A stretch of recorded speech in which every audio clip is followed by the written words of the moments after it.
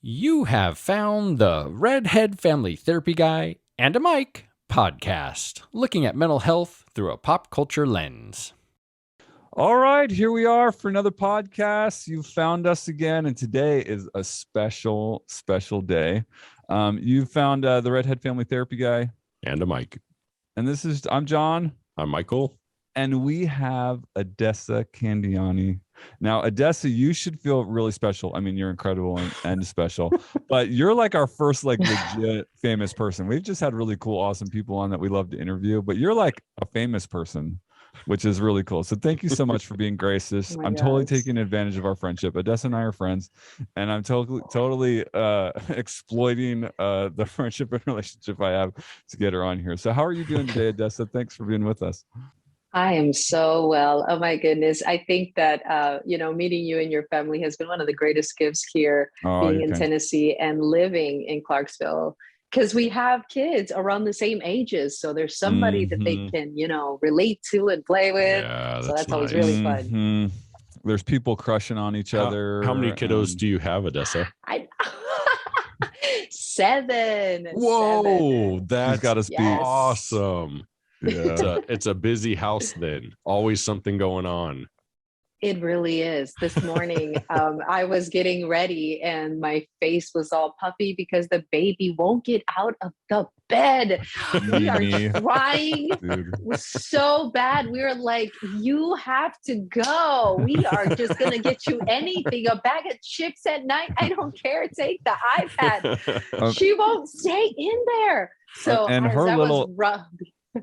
Her littlest one is so adorable too. Mimi is like the cutest little, like two. I don't know if she's even two yet. She's like the just cutest little running around with her. We were talking last night, just now we're hanging out, and her hair is all chopped up. Jasmine thought she was going to give her a little hairdresser. She knows. I walked in. Seventh child, so she's like, I can get away with whatever I want. Mom and dad are too tired to deal with it. Well, the thing is that the sixth did that to the seventh, and the seventh doesn't know any better. She's like, dude, what's that? Let's do it. Let's cut it. Let's cut this hair. Let's get some style going. All right, Adassa. So I got to jump in. I've got a good question. So we've had your husband over. We've talked a lot. I know your background and stuff, but I want to understand how the road goes from St. Croix, which is where you're from, to Clarksville, Tennessee, with a role in the biggest blockbuster of a Disney movie in recent times. Like, how does that work? How does that look? Tell us about that road. My parents, they are both Columbian. So my mom is from Barranquilla, my dad is from Cartagena. And one by one, my dad brought his family, his sisters, to the United States. So I was born in Florida because I actually moved to New York first. And he was a welder. He did everything. He washed windows, floors, whatever he had to do to provide for his family. And then I was born in Miami. We moved to the Virgin Islands. So I grew up between Miami, St. Croix, Virgin Islands, and Houston, Texas, because they are holistic doctors and Seventh-day Adventists. So they would sing and then do, the work that they do. I didn't know your origins were the Seventh-day Adventists. That's so cool. Yes, I grew up Seventh-day Adventist, and the first record ever I recorded in a studio and released was a Christian album with my mom. So we did a duet. Cool. Oh, that's really cool. Yes. I'm gonna have to scour the internet for that one. It's a tape. It wasn't even a CD. So you won't find it on the internet. All right. Well, I'm sure you've got it in your archives. You're going to have to bring it over. I didn't. And then all of a sudden for my birthday last year, my mom was like, here. And she gave me the cassette. I was like, oh, no way. You gotta digitize it. I know, I should. So this year, we're taping this. It's going to air on Valentine's Day. And so I can say this. Yay. I got Nicola. I had someone write a song. Like, they have these internet sites that you can send in, cool. like parts of your history. Yeah. And so I pay this money.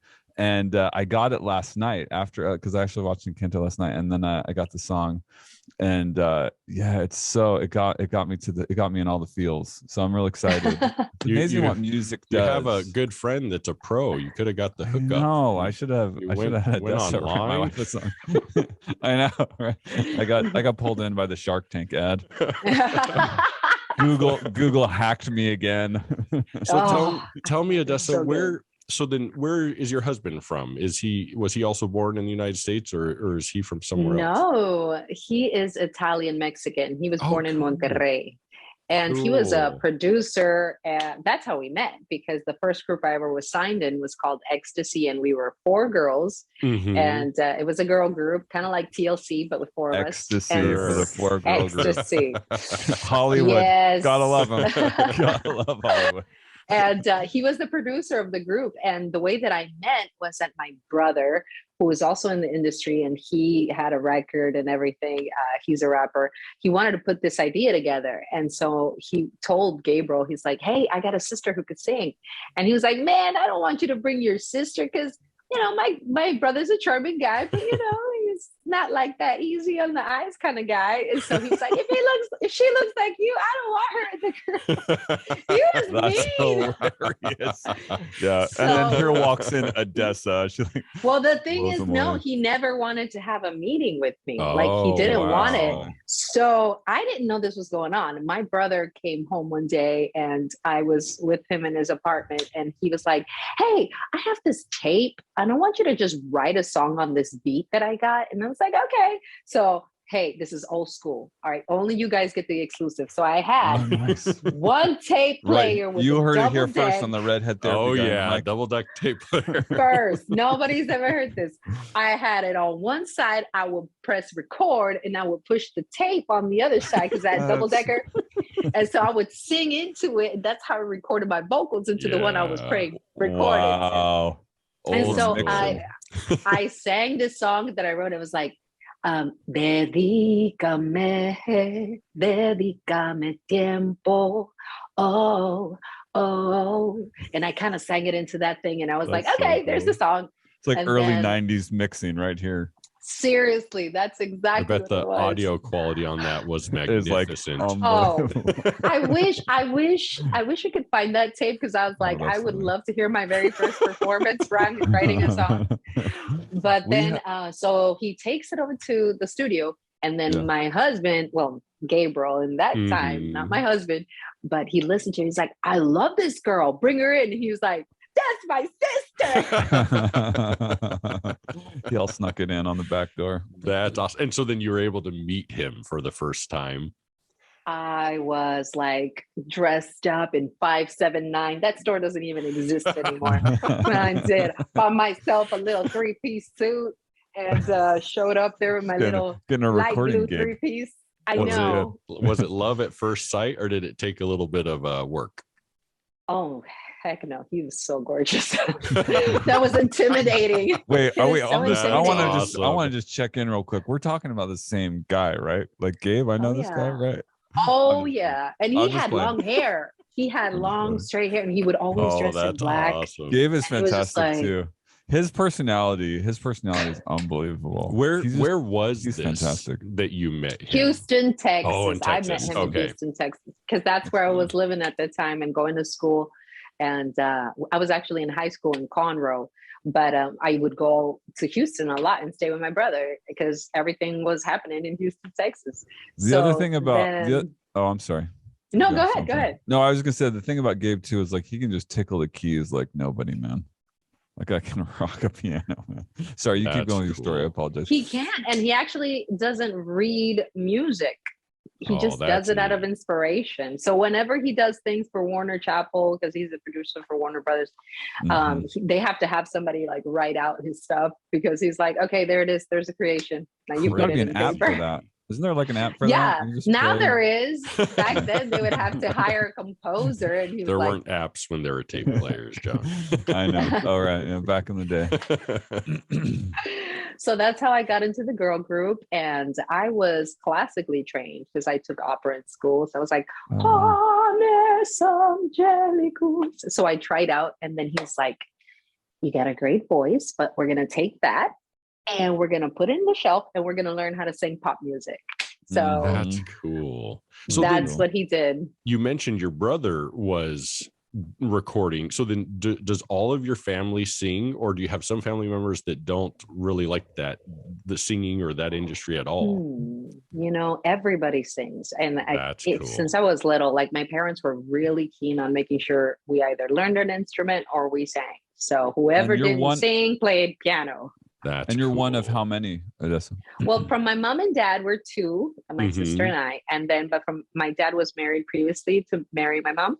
So we're 5 actually. So in total. And my half brother, Chuli, that's the one that made it happen for me. Like he snuck that in there. And I'm forever grateful. Actually, the problem was once we started working together, and Gabriel was always really serious. Like he is no joke. Which it makes it even more attractive because it's like James Bond over there. Hi, I'm Gabriel Candiani. And I'm all like, but I snuck enough in there. I'm thinking the story of how my wife and I fell in love is a little different from the story of how you and Gabe fell in love. She wasn't love at first sight with you, John?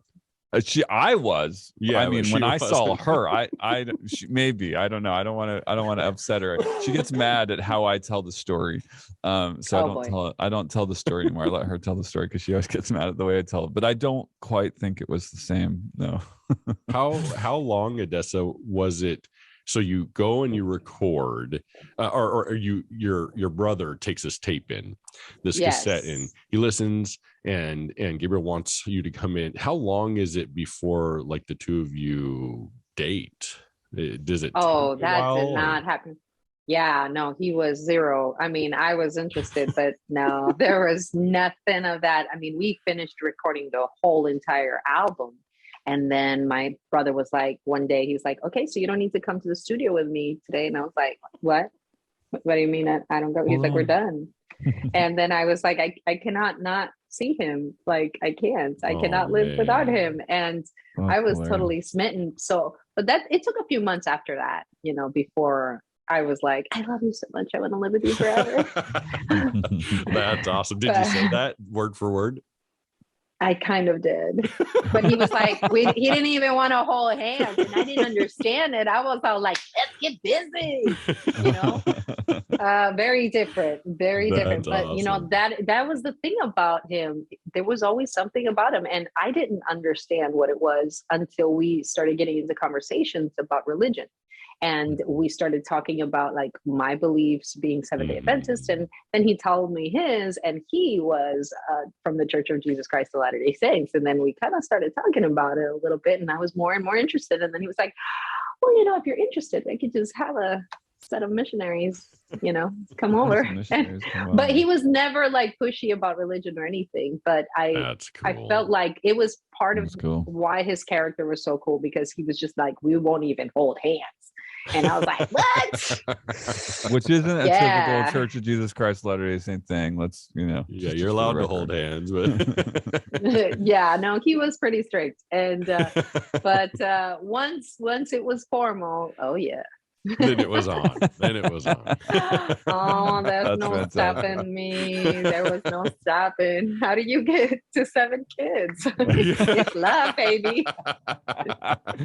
Yes, this is true. Is fantastic, Adassa. So then from there, have you kind of always been in I guess the music industry? Because you get to Encanto, and that's a movie. I mean, there is singing. I mean, there's tons of beautiful singing in it. Yeah, but it's a movie. So then, have you done other like? I don't know if there's a difference. Music industry and movie. Is it just movie or television industry or something? I'm not really sure. There is huge difference, because I started off wanting to just do like pop music and stuff like that. I got signed to a record label after many years of selling my CDs out of my backpack. I mean, we hit the ground. We toured in Mexico doing stages. And then when I felt like, okay, I'm ready, and Gabriel was like, okay, now you're ready to like dominate the stage and be an artist. We went to Florida, and then I got signed by Universal Latino as a reggaeton artist. But because of the fact that I grew up between, you know, Texas and Miami and then the Virgin Islands, my music was just this like mirage of like a whole bunch of dynamic music. So I would have like a reggaeton, but then I would have like a pop song and I do it in English, or I have a bachata. And my label believed in me. I was so forever like grateful. I'm grateful to them. Walter Com, which is Maluma's manager, which happens to be the heartthrob in Encanto. He did it. Like he believed in me. I mean, cool. Being Afro-Latina and speaking English and Spanish. Woof, how fortuitous that he was your love interest, and you know. I didn't know. I really did not know until probably like 3 weeks before they made like formal announcements. That's cool. Like, hey, by the way, he's in this project, because I had asked, but they keep everything so tight knit. They don't let you know who anybody is. So I didn't even know who the other actors were until they made the formal announcement. I was like, oh, really? Wild. She's in this and he's in this. What? That's so interesting. in this. Oh my goodness. So I have a quick question. I imagine, I mean, I have all types of things that I think about, but I don't know that any of them are correct.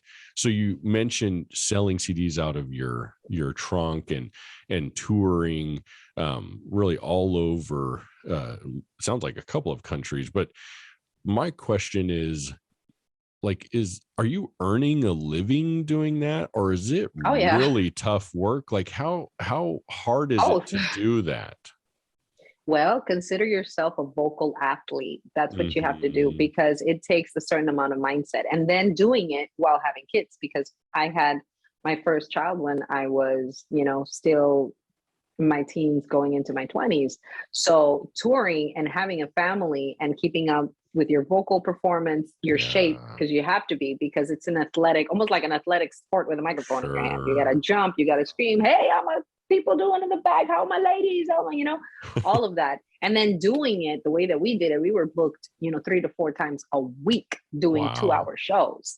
And that's no joke, with a full, you know, 10-piece band and background vocalists and everything, and learning choreographies.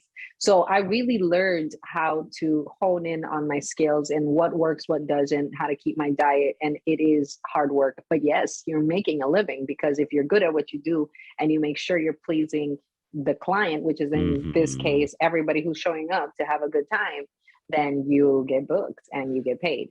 And when I did tour after getting signed, that was with Pitbull, and I got to tour with Daddy Yankee and tour with Sierra in Japan. And it was just an amazing experience, because the difference between doing it when you're starting out and then doing it as an artist is just the level that you're in, you know, just the way that people perceive you.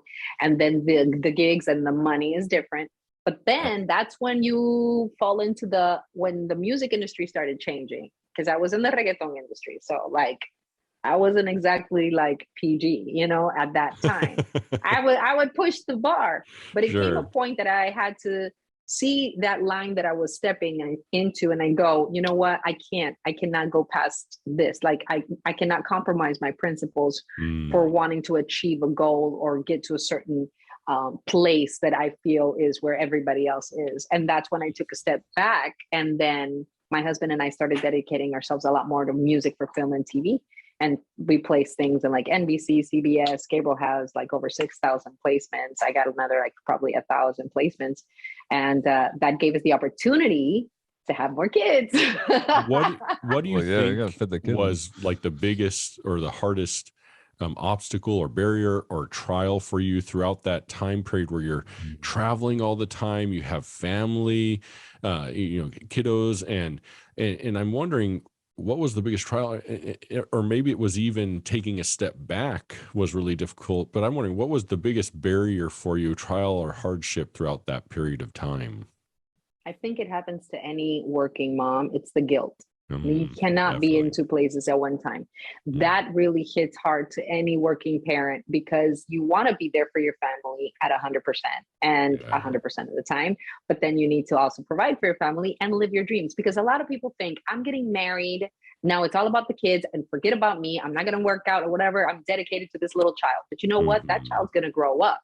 And if you forget who you are, by the time that kid grows up and 20 years later, you're like, who was I? Like, if I'm not cooking, cleaning, and tending after a kid, I don't know who I am anymore. So I had to evaluate that there are things that are not going to be at 100%. Like I had to know, there's going to be things that a kid's going to resent me for because I cannot be there 100% of the time. Sure. And so I have to accept that, like therapeutically accept that. And it's a hard thing. Is that kind of, and my question was going to be, what did you do to manage that guilt or that shame of feeling like you aren't there enough at times? Was it really just that self-talk or that self-rhetoric of this is I'm doing what I can, I'm doing as much as I can, and I can only do so much, or were there other things that you noticed that really seemed to help you to manage that? Because I think that's very common amongst all mothers, regardless of what they may be doing inside outside the house. It's about quality and not necessarily quantity. So whenever I was there, and I didn't go out and tour a lot. I really wouldn't. Once, my kid was about 3-4 years old, we were down to maybe one time a month. But when we went, it was 3 days of intensity. I had to understand that when I'm there, I am there. I was like on her. I was doing homework. I was doing whatever, being in activities, it was 100%. I did not live that whole 50-50. I got one foot in, one foot out, or I'm too tired to do this with you, but I'm around you. Like, okay, I'm around you. I'll take a nap on the sofa. We'll call it hanging out. Like, no, I made sure that I was there. And, but I still have to accept that a kid never really understands until they grow up, have a job, Sure. and then they go, oh, so bills don't just get paid because you want them to. That'd be awesome if it worked that way. I know. It's like, I have this bill. Let me just rub it on my forehead and it's paid. Like, so along this idea of family, Adassa, I'm curious, with the movie Encanto, what did the movie get right in regards to Colombian South American culture or Latino culture that resonates for you from the family you came from or your family that you have with Gabe with the 7 kids? What does it get right? What is the big thing, or what do you identify with then? The chaos of a kid feeling like he doesn't fit in, like Mirabel, like she doesn't have a gift to share. That happens in a family. The kid that looks at the other one and goes, oh my gosh, she's so perfect. That one's so strong, or you're so good at school. And I'm like, what's my gift? Like, I don't know what I'm good at. I've had that, my 8-year-old would tell me that, because our 12-year-old Raquel, she is an incredible drawer, and she started off doing anime, and now her drawing has gotten amazing, and she's been drawing for 5 years. But that's been like almost the whole life of the other one. You know what I mean? Like, so she wants to be good at something, and then all of a sudden she gets cast in this movie. And now there's a little bit of that sisterly friction, because now she got cast in something, which was Encanto. She's one of the town kids. And so now the 12-year-old is like, well, why didn't I get that? I'm like, well, because you're not 8, because she was 8. Like, it was a specific age group. And so now she found her thing, but now she's so happy that she has a thing. But at first, great. It was hard for her, but I see it in the food. I see it in the traditions. The way that the grandma is exactly like my grandma. So yeah, is that a good representation of matriarchal order that exists in Latino South American cultures? I think for women in the culture, and Latino culture that come from that background of, you don't understand what their hardship was really like. Yeah. Yes. Because, one generation back, like my mother didn't have to go through the trials of my grandmother. Back when my grandmother was little, being Afro-Latina was not the greatest and most, awesomest thing. And the opportunities for an Afro-Latino were not there. So even though you would see a telenovela, soap opera or a show, people of color were background dancers. They were never principal characters. They would be like the nannies or supporting cast member or whatever, but never sitting at the table. Like, I wish my grandmother would be alive to see the progress and see all the opportunities that are now available for so many people of different race and color that weren't available when she was younger. But that also made her a little harder in her heart. Like, she never really smiled. My grandma, not really. Wow. She had this fake smile. That's as far as it got. Stoic.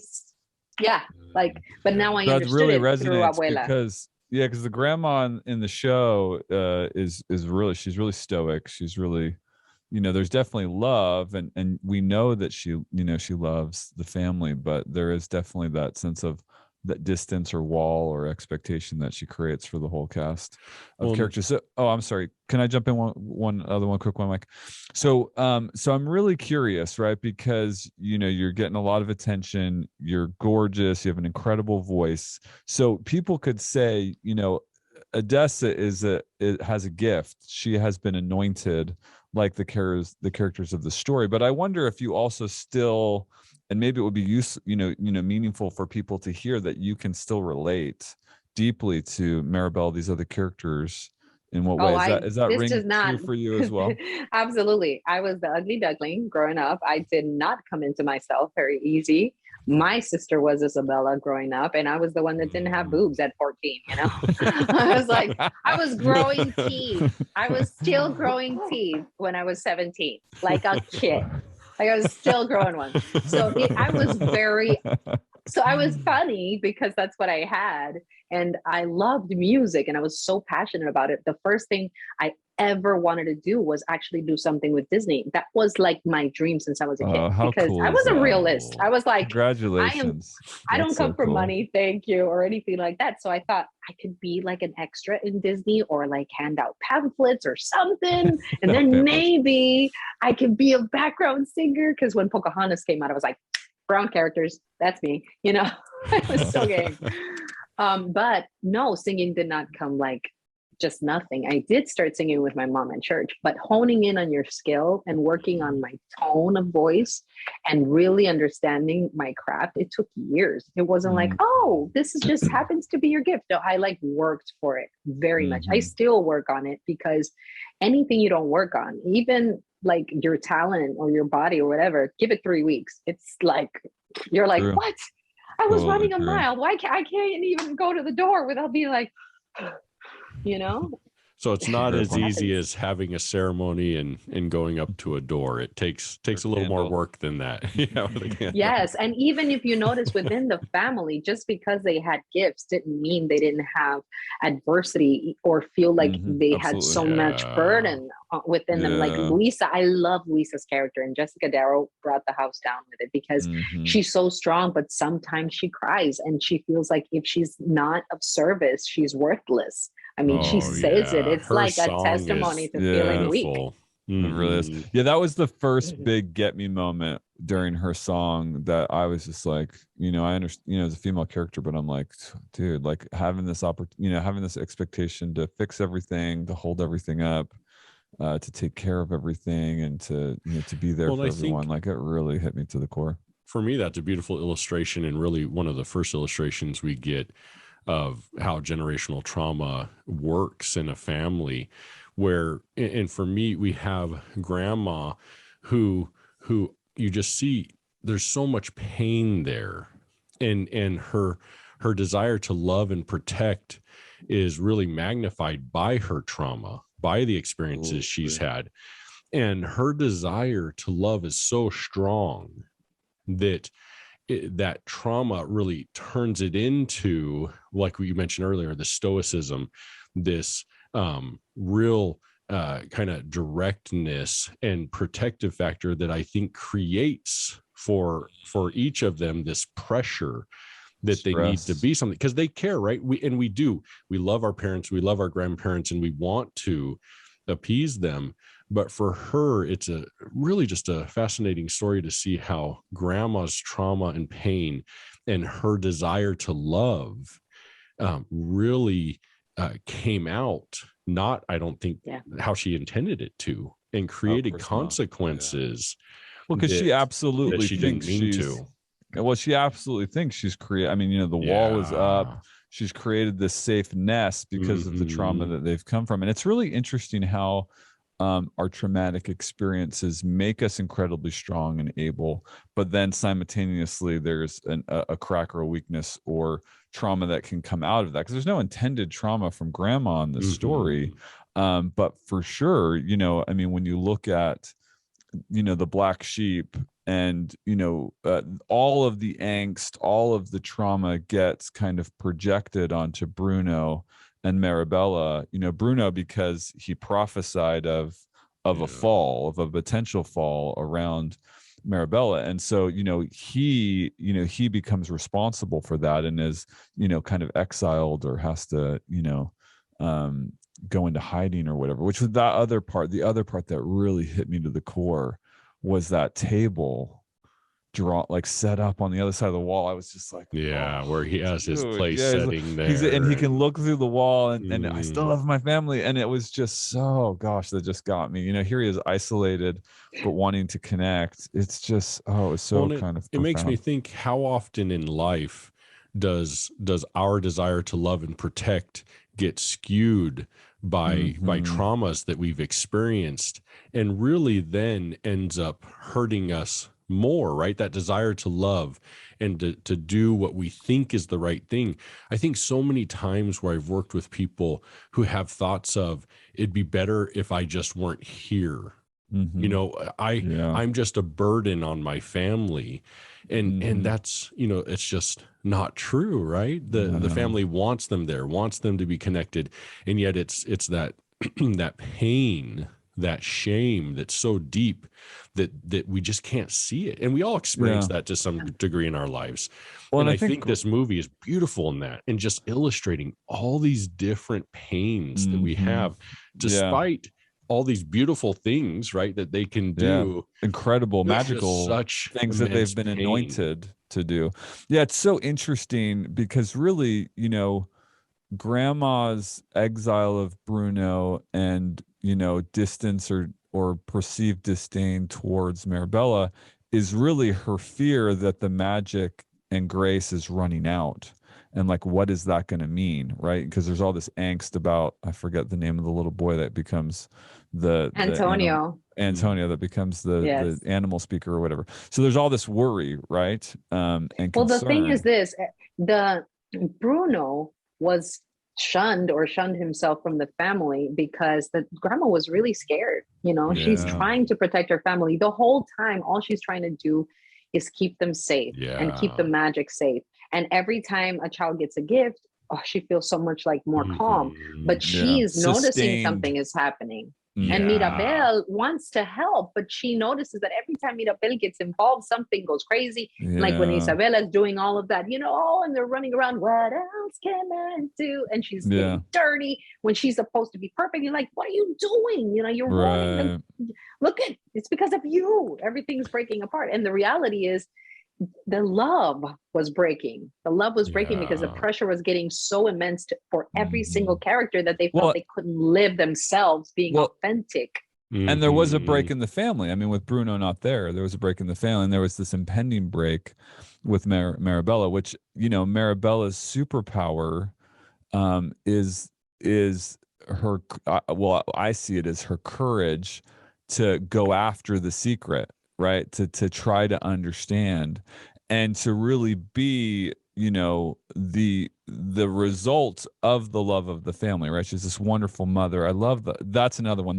Her mother's gift of healing through food. Oh my gosh, I just love everything about that metaphor.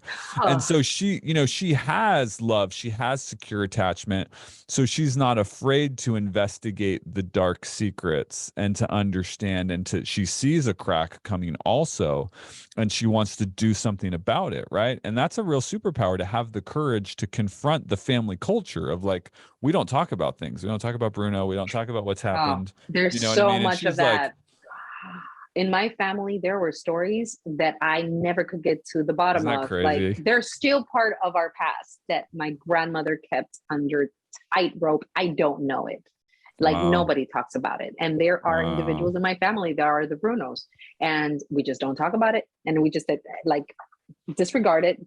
Don't go there. Never ask. And I've asked my mom, and she won't go there. So it is cultural almost, Yeah, it's family. And I love that the healing comes, there's a big crack that happens. The house falls down and breaks apart, but the healing comes because that unknown is Marabella pushes into that unknown, right? And so, but you know what? I think that even the town people, they got comfortable knowing, oh, they can fix my house. They can, hey, the donkeys got out again. Like they were getting a little lazy. And when everything crumbles, even the town itself, even the town says, you know, we don't have gifts, you know, we don't have powers, but we are many, and we'll do anything for you. They finally said, you know, you've done so much for us. It's time for them to step to and step up to the plate and help the family rebuild. And even though it's not perfect, like the grandma says, we'll get by, you know, well, it's going to be fine. I thought that was a really interesting point. Also, Adassa, is kind of this, we get this idea of this enabling factor where they're really enabling the town. And I thought that was interesting. And it jumped out to me earlier on when the strong lady, what was her name? Luisa. When Luisa was going through the town helping, and they're just asking her constantly, right? Can you redirect the river? Yeah, exactly. Yeah. And I just thought, my houses. There's a lot. And I'm just curious as to both of your thoughts as to kind of what, and you kind of already alluded to this a little bit, Adassa, but what was the enabling aspect brought into the film for? Like, what was the intent, or what do you think we're supposed to get out of that? I think that all of us have that situation going on in our homes. I think sometimes we enable our kids by not taking them out of the nest soon enough, you know, and they get comfortable. They're like, oh, mom and dad are going to pay my bills and I'm fine and everything's good. And sometimes they're going to be like, hey, clock is ticking. Either you pay rent or you need to go and start your life. So sometimes even those enabling moments happen within the family, or those moments how can they not? Where you put up with that. Well, how can they not? Because, you know, the problem is like little kids, when they come out, like they're useless. You know, they're little squishy animals that will die if you leave them alone anywhere for more than 5 minutes, right? So they require that. And the challenge is to manage the growth and to appropriately give them the opportunity. But we want to protect them. We don't want them to be hurt, but they need to, right? Because they need to wander into territory that they're not capable of managing. So they learn to manage the capability. And so it's such a difficult, such a difficult balance as a parent, right? Yeah, as parents, I think that we have this innate ability to see our child 5 years, 10 years younger than they actually are. Yes. And that makes it really, really tough. And that those enabling behaviors come out constantly, don't they? As parents. Yes. So hard. But it's just like when a kid learns to walk, you need to not be like, okay, I'm gonna bubble wrap you, or don't ever walk, like because I know you're gonna fall and you're gonna get hurt. Yeah. You have to watch them. And so bust your face keep growing, you have to keep your hands to yourself. I remember when I was teaching my 23-year-old how to drive, I did the worst thing a parent can do. You guys are ready for this? You bought her a Tesla. The car was leaning. Oh no. We bought her, it was a Mini Cooper. That Mini Cooper got into an accident. It was like a week. That sucker was already bumped. Yeah, those are. But she was driving in the car, and then the car started leaning, and I grabbed the steering wheel. I grabbed it, and she was like, "Good idea." But I was like, you know what? I should not do that. Like, if we're gonna crash, we just gotta crash into the mailbox, because she needs to learn to correct. When I drive with the kids, so we have a daughter that's about to get her. She's going to be testing in a couple of weeks. When I drive with the kids, I purposely look at my phone. Like, you know, I mean, she's past the first, you know, the first time or two out, right? Like, you have to be like, okay, slow down. Okay, you got it. But like, you know, we're past the, you know, the first 10 times or whatever, right? So now I just look at my phone. I just don't even. I try to give her. I had to keep my hands like this and in between my legs.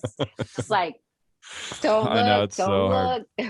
So I want to jump back to this idea, because I think it's really beautifully manifested in the movie, of the relationship between family and community, right? The fact that the community counts on the family, and you know, this particular family, because of all its talents and gifts. But I love that as things broke down, that the community came and helped the family. I think the interplay between those two things, I've really felt that. I've really felt that, you know, I think the family is the basic unit. I think the marriage is the basic unit, and the family is the basic unit of society, that we want those things. That's why I became a marriage and family therapist. But the family absolutely, or my family has, or my relationship has absolutely needed the support of communities and other people at different times. You know what I mean? Like it's just such an important interplay, and I really think that the movie did a fantastic job of honoring and pointing that out for sure. And you know what? Now in a date and time where families don't look the same, you know, that there may be no father, maybe no mother, maybe the kids are growing up with the grandparents. Community is everything, and helping that balance happen again, because things get tilted, you know, when there's a parent missing. And in this case, the grandmother felt so much pressure on her shoulders. And even Mirabel at one point was like, it's your fault. It's your fault. And until she finally allowed herself the vulnerability of telling her story in this song, because it didn't actually happen vocally. She finally sat with Mirabel when they were there at the water, and then Dos Oruguitas comes in, which has been nominated for the Oscar, because it's an incredible song. And while that song is playing, you're just like, waterworks. Oh, I totally. And can you tell me what the translation is of the melody of that song? Do you know the words well enough to know what the melody is? So it says Dos Oruguitas. Oruguitas are kind of they're like caterpillars. Yeah. So they're saying Dos Oruguitas enamoradas. So they're in love. You know, they spend their nights and their mornings like dreaming of what's to come, you know, and looking forward to all this beautiful future. But then as they're telling the story of it and they become butterflies, things don't quite work out the way that they're looking for. And that, they're waiting for this miracle to happen. And so at the end of the song, it says, ay, oruguitas, no se aguanten más, hay que crecer. They have to grow. They have to leave and become something else. And that's how they have to move forward, evolving with what is happening. So it talks about they're evolving, everything has to change, and look forward to a different and a new future, otro futuro. So they had to accept that what it was when they were caterpillars, when it was just her and her husband and the 3 beautiful kids, it changed dramatically, like the changes between a caterpillar and a butterfly. And so when she finally allows herself to open her heart and tell Mirabel, and then she understood, then Mirabel was like, no, you're not the bad guy. You know, like, I'm so sorry. I never knew it. And it's because of the secrets. And sometimes the secrets, instead of binding us together, they destroy. Because until we tell them those moments, when you finally tell them, it becomes the glue that goes, I love you so much. I can't believe it. It's such a beautiful thing, because it's connection that heals, right? It's connection that heals. And secrets aren't about connection. They're about distance. They're about it's like sitting in a bowl as a rock and another rock and another rock. Yeah. Well, you can't ever know me. If you don't know my secret, if you don't know my pain, if you don't know what I've been through and how I felt, then how can you know me? Like, how does your love really penetrate me if you don't understand the darkness of my soul, right? It's just, I mean, like Michael and I were talking. It's the fear of being shunned, of saying, I'm going to tell you, and then. Well, and it happens, right? Absolutely. It does happen, right? Like, it's a reality that we can be shunned.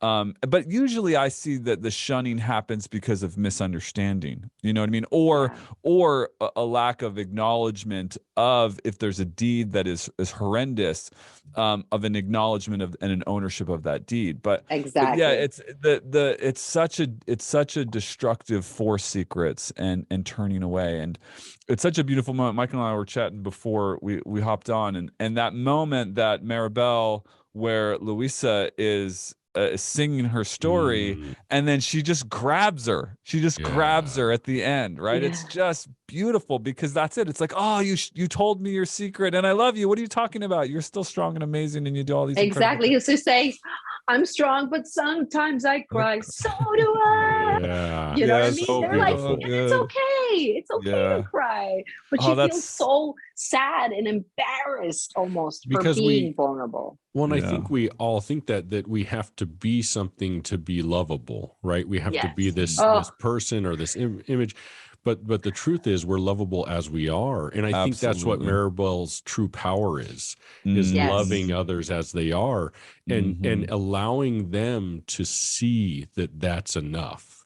And that, to me, I think it takes it takes that Mirabel in all of us to say, I don't have a power or anything else, but I can be the glue. Like I can still do something. And because of the fact that she didn't have what the others had, she had to think outside the box. She had to do things that they all wouldn't necessarily do because she didn't have what they had. So sometimes those people in the family that feel like they don't have a gift, that gift is about to be revealed to them because they have something the others, it's not as obvious, as the others have.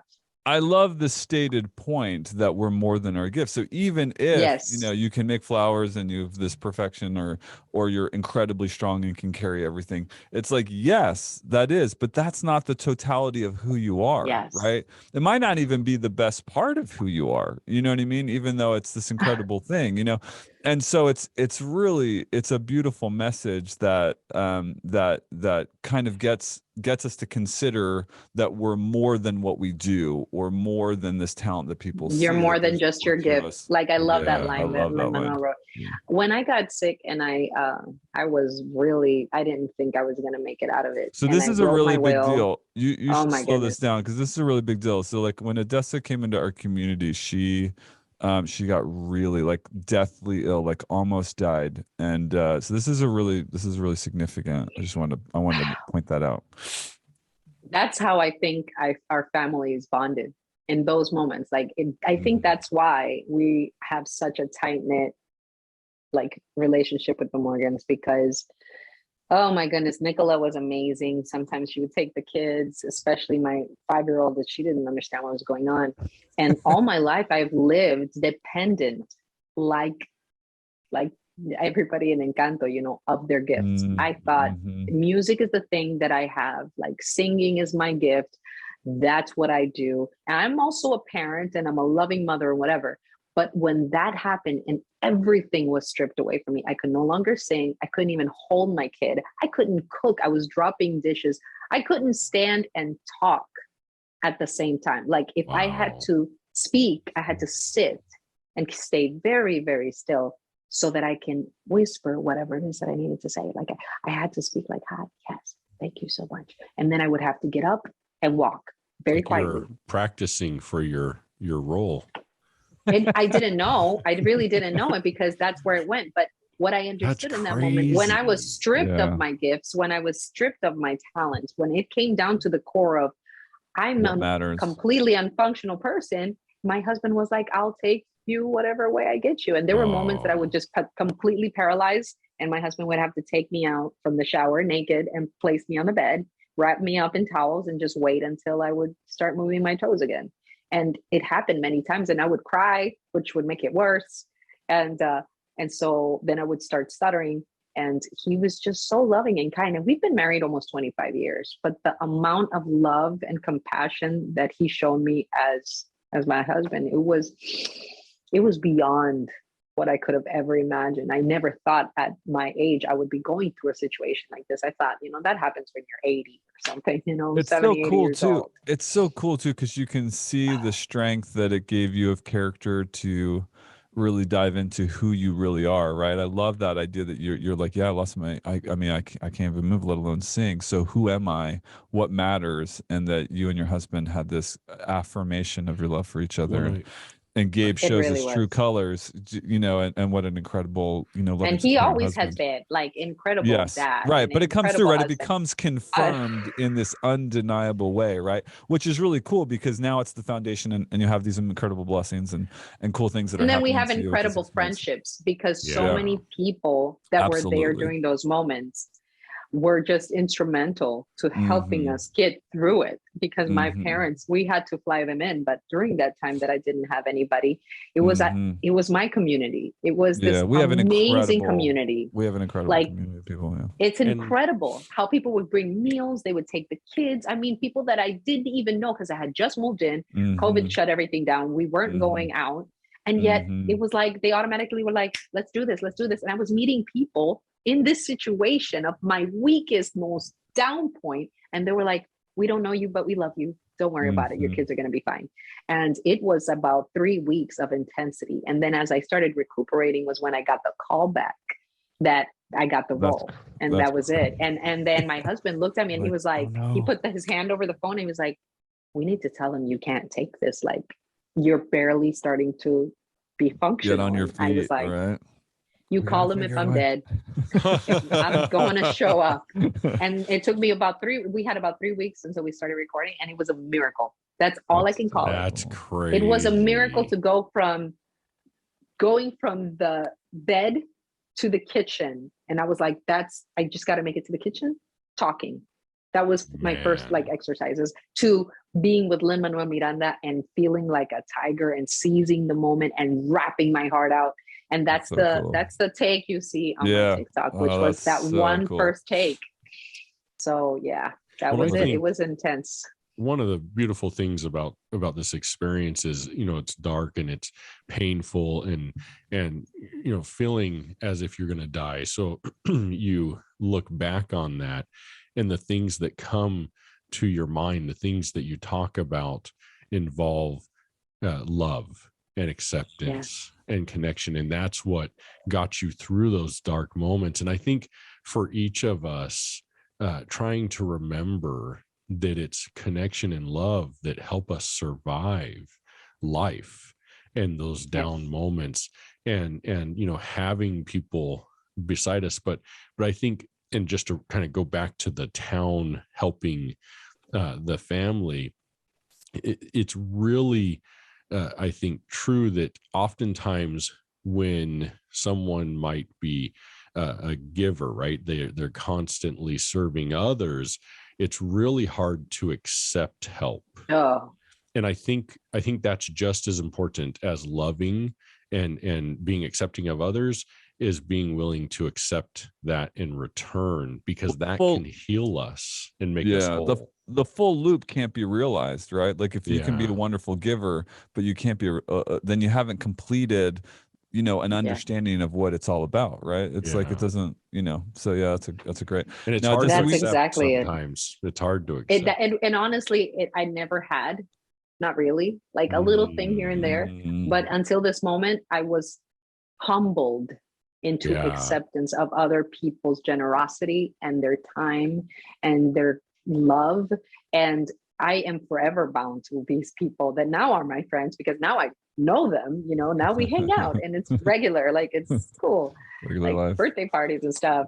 And Beatrice's birthday party was awesome. They're playing Encanto music. I was like, I saw some videos. Well, it's somebody, and honestly, she got, I don't know if it was you that gave it to her, but she got like a complete set of like these miniatures of the Encanto cast or whatever. And seriously, Dolores is like one of her favorite ones that she's always got around her as she's when we play. That's awesome. So those listening, Beatrice is John's youngest. Yeah, she's my youngest. She's the same one that's the age as Jasmine. They're close friends. They're 5 years old. They're both tornadoes. They're tornadoes that bounce off of each other. It's incredible. They need each other. They absolutely need each other, because they're both incredibly powerful and unruly. And so them having to bounce off of each other and negotiate, it's the best thing for both of them. It really is. They're both. I love you so much right now. Don't hang out with me. And it's like, and they still get back together and they're loving. That's crazy. They're fireworks when they're together. They really, really are. Oh Adassa, man, I'm just so glad to have spent this time with you guys. Your time is short. It was so much fun. Thank you so much. It was a blast. Thanks for sharing your story, and good luck. I hope all the fun keeps happening with you, and more opportunities. Yes, but thanks thank again. you, Adassa. One thing that was really revealing throughout this whole experience is when I was in that moment, I noticed what was truly important, and it was when my house crumbled. I noticed that love was what everything was built upon. And when I rebuilt from the ground up again on love, my priorities adjusted. So now I'm not willing to take things that are not aligning with my principles. I'm not willing to go on tour every single weekend, even though right now, obviously the offers are coming in. It's crazy, but I always tell them, like, birthdays, Christmas, my kids' birthdays, there's a week every month that I'm not going to tour at all, because I understand that the house is built upon that love, and I do not want to see it crumble ever. And I think it took this dramatic moment in my life to recognize where the true value lies. And now I'm happier than ever, and I get to do what I love, and I get to go out there on Comic-Cons and tour. But at the same time, I never forget my why. why I'm doing it for. And it is for my family. And that's where the basis of everything is for me. And just like this film Encanto, they had to see everything crumble to rebuild it based on the love of the family. Beautiful. Thank you so Well much. stated. I just have to Thanks say, so my much, daughters Adassa. were so excited when they heard you were coming on. So, Oh, okay. So then let me leave them a little song. Oh, this is for your daughters that then, would be okay? amazing. All right. And then they can sing along. Hey, grew to live in fear of Bruno stuttering or stumbling. I could always hear him sort of muttering and mumbling. I associate him with the sound of falling sand.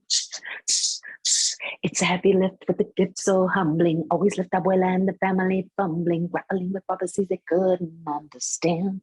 Do you understand? That's awesome. Thank you so Thank much. you. So much. Appreciate you. Take care. Thanks all. Bye.